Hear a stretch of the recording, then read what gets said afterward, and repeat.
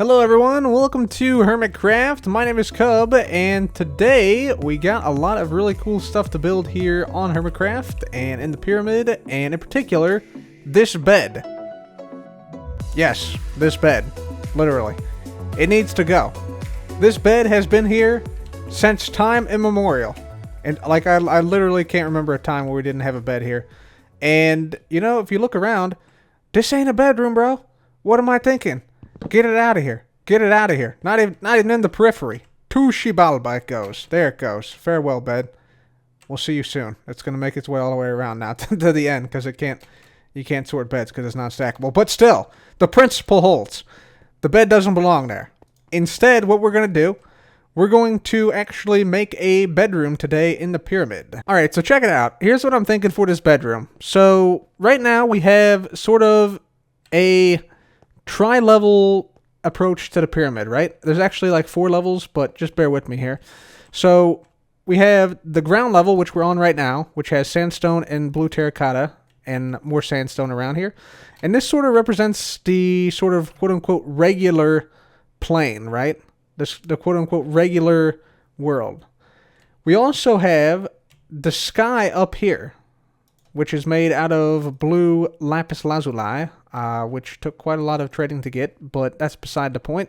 The point is, yeah, it forms like a nice quasi-sky here, but then we have room up top for something beyond the sky, something that touches the heavens above, and that seems like a perfect place for the pharaoh. So, we're going to head on up here. Let's get our ender pearl elevator going, like so. Bada bing, bada boom, and zoom, we're off, and we're there. And I didn't put on my elytra. Good thing I landed in the water again. Good thing we have some water down here in the first place, actually. So let's try this again. Bada bing, bada boom, zippy zoom. Alright, we're up, and we're there. Perfect. Alright, so yeah, this is going to be the heavens above right here. So we want this to be a nice, sort of almost like an enchanted area, right? With a lot of bright, vibrant colors, and then maybe like a blackened sky with stars above. I think that would be absolutely fantastic and very fitting for a pharaoh's bedroom. So I think what we'll do is we'll grab some black concrete, and we will just simply go around this entire thing and place down black concrete up like so to make a very deep, dark black sky. I think that'll look really nice. We have to be careful to avoid the beacons. We'll probably need to use some blackstone stairs so that we don't cut off the beacon beam like this. That would not be good. We want that to keep going when possible, when we want it to. So that's great. And then I'm thinking for the floor here, we'll probably want to go with some type of nilium. Either crimson or warped nilium would be nice. And then perhaps some type of like wood or sandstone or something to cover up a lot of the redstone for the smelter here. Because we do want to keep this up here as well as making this into like a nice relaxing, you know, nature-based bedroom area. So that is the plan here, ladies and gents. Let's go ahead and keep at it.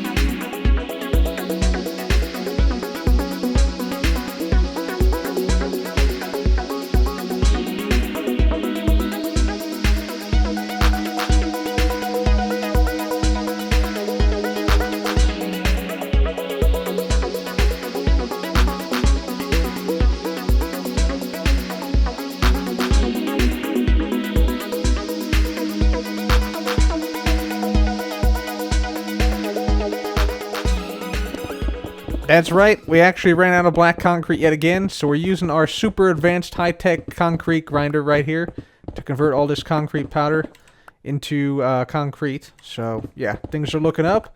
But we're gonna get this thing. We're gonna get this thing. And also, wow, that is a llama that is way up the side of the pyramid. That's awesome. All right. Well, all right. I'll keep grinding some concrete here, and I guess keep track of the llama too. That's amazing.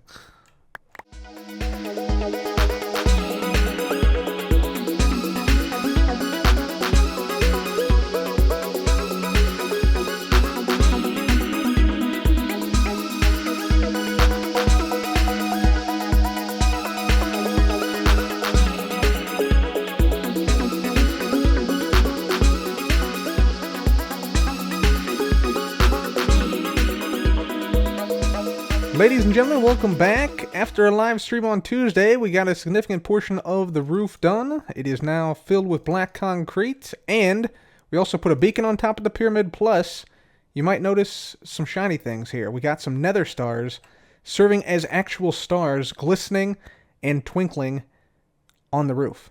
And it's starting to look a lot like the heavens above, which is sort of the theme we're going for here. So, yeah, by the way, all these stars here are individually named for either viewers in the Twitch chat, or real stars, or just ridiculous made-up names. So let's see, this is Ezra's star right here, it looks like. We got a couple other ones around the area, named for viewers and other folks, so that's really cool. So I'm really digging the way that the night sky looks here, and I really like that the stars twinkle and shimmer and increase and decrease in brightness a little bit, so that's super cool, and yeah, the stars look really nice up there. By the way, this uses the invisible item frames. We have an invisible item frame data pack, so that's how we're doing that with no item frame. So that's really cool. Also, right now what we're doing is we're going around, we're placing down some netherrack, just like so. Raising the floor up by one, so that we're now going to be even with the furnaces as we're like looking at them. So yeah, eye level furnaces here. We're also putting down bone meal to make all this into warped nilium, because I think that would be better than netherrack, and it gives it more of a mystical feel. Look at all the particles. Dang, this is a lot of particles here. But yeah, we're placing down bone meal here to turn all this netherrack into warped nilium. So that's going to be the main floor. And then, after the main floor is in, we have to decorate the smelter a little bit, and then start to think about where we want to put the bed, and if we want to put down like pathways. Right now I'm kind of thinking like a circular pathway here, with maybe some type of like water feature in the center. Could be cool. But we'll have to see. We'll have to see. So anyways, that is where we're at right now, working on the floor, and yeah, trying to get this area finished up. So let's keep going here. I'll be right back.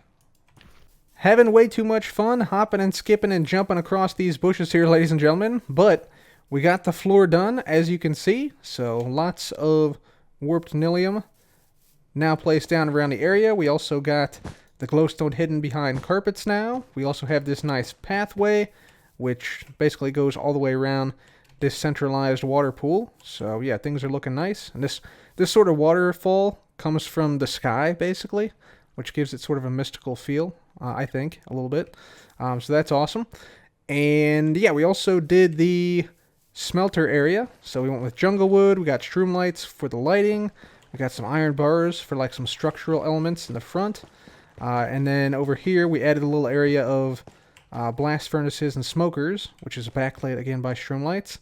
And these doors on the side here, these just laid back to the redstone and stuff back here. So that's super nice. That's super cool. And yeah, this area is really starting to look pretty sweet. Oh yeah, also switched out the chest for a barrel now. So our fuel goes in here now instead of in the chest. So that's really nice. But what are we going to do next? Now that we have the floor done, what's the next step? Well, I think what we're going to do, I think we're going to focus on mobility in this area.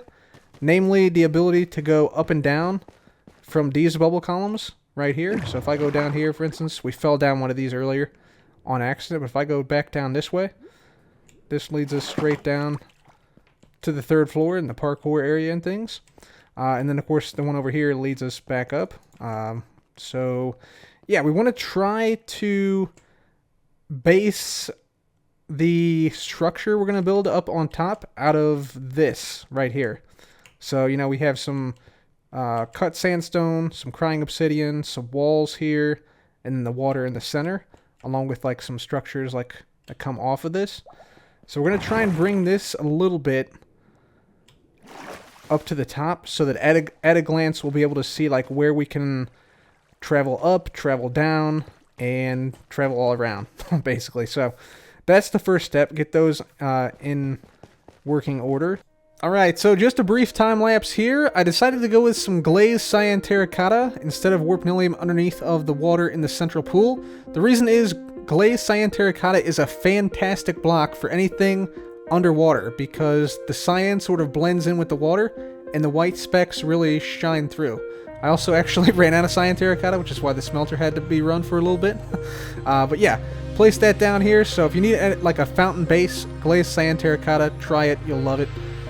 Then we decided to go with the rotundas on the side. So I started off with all sandstone, but then decided we needed a little bit more color. So I went with crimson wood on one, which I think fits quite nicely with the crying obsidian. And then the same with the other side, except I wanted it to be a little bit different since this is a down bubble column, so I went with purple instead.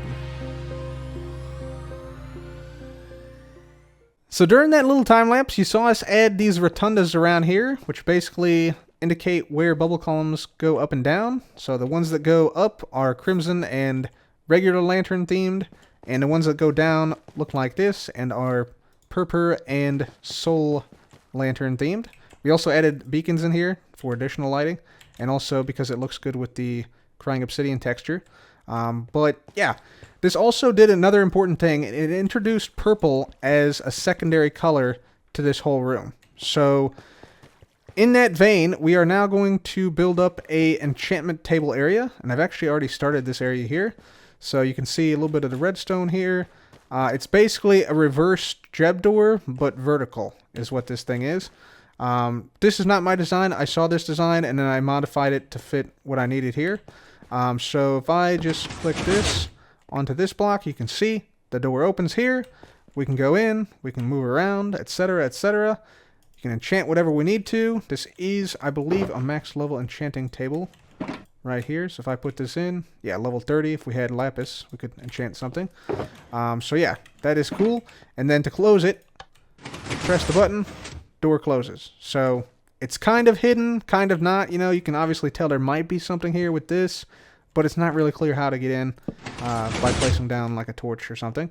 Also, it's kind of fun to come back here and just press the button, and then you're like in sneak mode behind a wall. Nobody can see you, nobody can find you, and then you get out again just like that. So that's kind of cool. You can do that if you want to.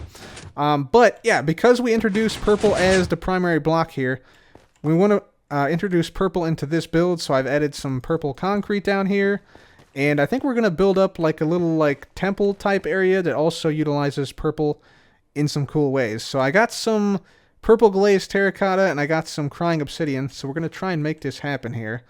What I'm thinking is we come up here, we can place down like some stairs, and then we can make sort of like a bar of crying obsidian, if that makes any sense. Like this, and then maybe we put, you know, something like this down to make it pop out. Do got to be a little careful though, because we're kind of close to the roof. Like the roof is literally like this next block up, even though it's kind of tough to see because it's a black concrete block. But there we go. That should work. So that'll bring a little bit more of the purple into the room and sort of tie the rotundas a little bit with the crying obsidian into this building.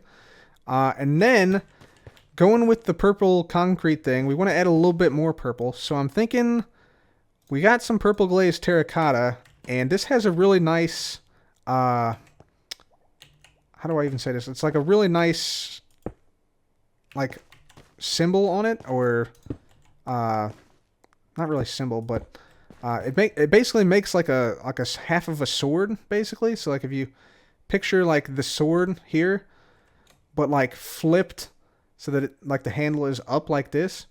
It's basically like the sword texture. So I think this fits really nicely both with the purple and with the enchanting theme. So we're going to basically make, let's see if I can make it here. We're going to make the sword symbol is what I call it, but I'm not really sure if there's an actual name for it. Oh, that's the wrong way. It's supposed to go this way. which means this one goes like this, maybe? Yeah, there we go. Perfect. So this symbol here kind of looks like tools or something that you can use to enchant. It also has this cool like black diamond feature right here. So I think we're going to go with this, and then we can like surround that with like some sandstone to add a little bit of depth into this thing. So something like this, and then, you know, maybe have it come back a block or two like so, and then it can sort of trail in a little bit in the back. So something like that I think will be nice. And then we'll do obviously this, you know, the same thing on this side. So we'll skip a block here. Then we have this symbol like this, like this, and then in the back here. Perfect. And then we'll just like repeat this pattern going up, and then have this sort of come in on the sides like this. And it's going to form sort of like a nice like temple-esque area here, where the sides sort of come out and the middle is sort of like recessed a little bit. So yeah, hopefully that made sense, but if not, you'll see soon. We're going to go ahead and finish this thing up, and yeah, make this whole thing look kind of cool. Alright guys, so here's what we came up with for the final design. So the purple glazed terracotta on the sides. We went with some walls on the side as well, because that gives us a little bit of depth vertically and a little bit of extra detail once you get into like close to the build. So that's really nice. It frames in the terracotta nicely. Then we have a little bit of like a lantern on the side, and otherwise it's just like sort of straight up built into the wall.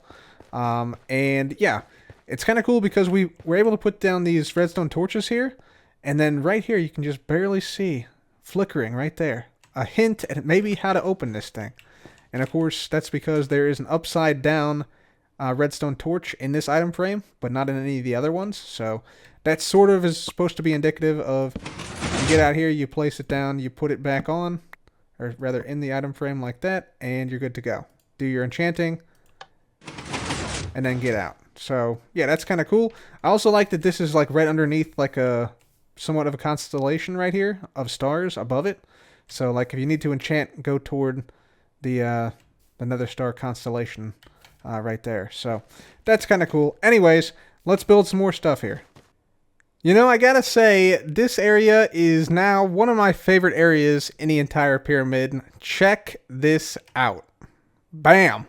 Oh, baby. It's looking great. Holy smokes. This really turned out well, guys. I'm not gonna lie. This is a really nice area. So, first thing we got, you already saw the enchantment area over there with the redstone and stuff, but we got a bed. So, the bedroom is now actually a bedroom, because without a bed, the most important part of the bedroom, it's not really a bedroom. So, that is now done. We got a clock here because time does not exist inside the pyramid, both in real life and also in Minecraft. I actually lost track of time building this thing, and I was up to like 5 a.m. finishing it and making sure everything was perfect, and man, it turned out fantastically well. So, yeah, we got this whole like stairway to heaven type feel going up here, and yeah, that's sort of accentuated by the soul lanterns on the side. Give a little bit of lighting, but not too much, and it gives sort of like a nice ethereal glow to the whole thing, and it also works super, super nicely with this warp nilium. So, very, very happy about this. We put in some like concrete, cyan concrete, concrete powder, warped blocks, stripped warped wood, warped planks. Man, we brought out all the stops for this basically. So it's looking nice. It's looking nice. Over here then, we have an island of workstations. The reason being, or at least my reason behind putting this here, is because, you know, it brings sort of the pyramid feel into it. And also, pharaohs in Egypt were buried with all their stuff, right? Like all their treasure and stuff. And so that they could do anything they wanted to in the afterlife. And that's sort of the same thing here, right? We want to be able to, you know, make a banner or brew a potion or upgrade our tools or lock a map or make some bone meal or craft something all in one location without leaving the ethereal plane up here, the heavens above up here.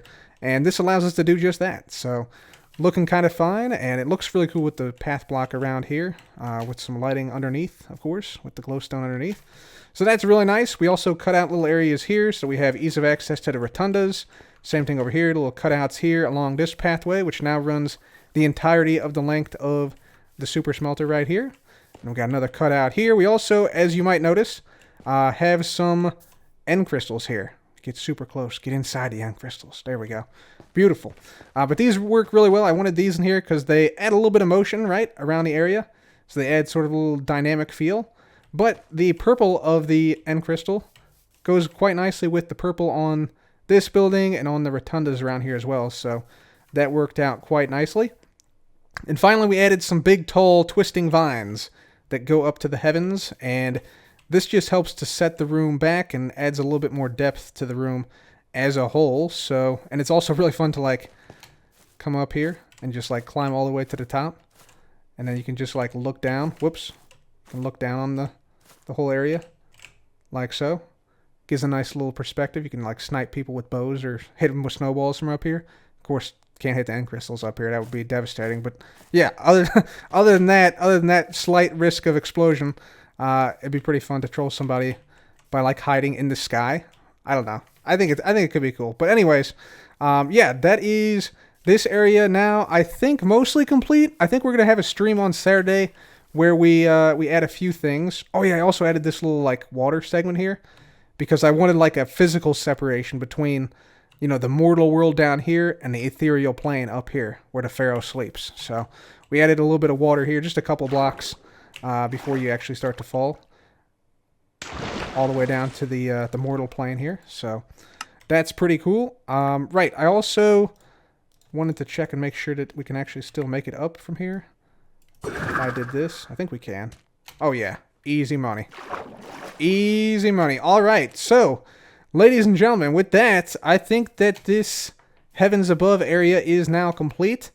Do let me know what you guys think. I think it's absolutely one of the best areas in the entire pyramid we've made so far. But for now, that's going to have to be it for me today. If you enjoyed today's episode, please leave a like. Be sure to subscribe. And as always, thank you very much for watching. This has been Cub. Goodbye. Oh, wait. One more thing before I go.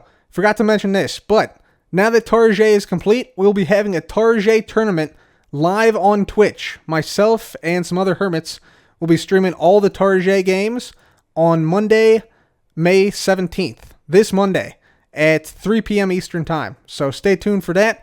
Visit twitch.tv/cubfan135. Follow me there, and you'll get notified when I go live. And yeah, like I said, some of the other hermits will also be there. We'll be playing some games. It'll be a good time. Hopefully you can join us. Anyways, thanks again, and farewell.